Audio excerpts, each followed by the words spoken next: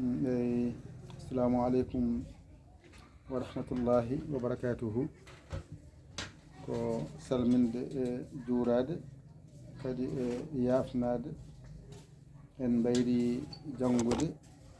wonata mon wona ga am ga ma to ko el haari hen no bayni way noon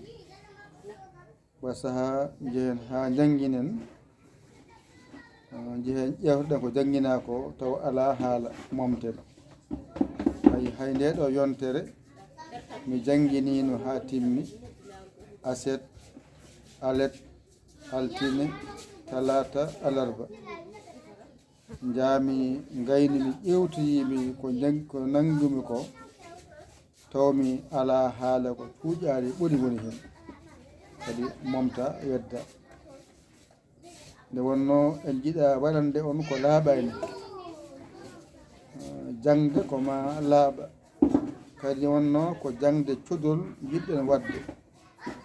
Allah walli on noon mi waɗani on heblo alkule qur'ana arab ɗe alluje 4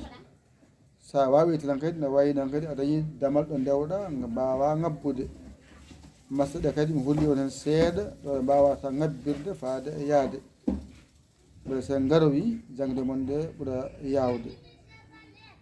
ɗum saabi noon jinen en keɓani arde wadde windande ko so Allah jaaɓi en jejjitani dendagal ñaguinoɓeɓe no ñagorno ni ɓe hen ñaagui ko mbi jiyata binde qur'ana arab hay batte moye balle ɓe kam wi ko jiyata qur'ana pular hay batte ɓe hen mbi puɗɗima yiide kono mbawa rendinde foof ma ar inchallahu taala heddi tan komin mbiyata tan mbaɗon tan mbaɗon feere mbaɗon balle moɗon mbaɗon balle moɗon ko balɗe balleten ha mbawan yaade ay balle ɗe kanƴe mbalaten mbawan yaade ko tawi ɗon on jiiɗi janggude kadi ko ma wiye gadde mbaɗe e muusi e mbaɗaten balle men kadi foof eɗen jingga golle ɗe courant en jeeya connexion en jeeya kadi ko yimɓe ko ñaaw ko yaroɓe ko ñamino ko yarnoɓe nafata noon ko jimminen ɗen golle min mbawa deejde min mbawa jooɗade min mbawa jangguinde sa yiiɗi jangguinde haqqille ma deeƴa a jangguinta nafata noon ko taw yimɓeɗe ndenda jingga ɗen golle mbawen folde ɗe ɗo ken folde ko dandene foolede ɗum jino kadi yettinande on ha ganden ma en janggoy so Allah jaaɓi inchallahu taala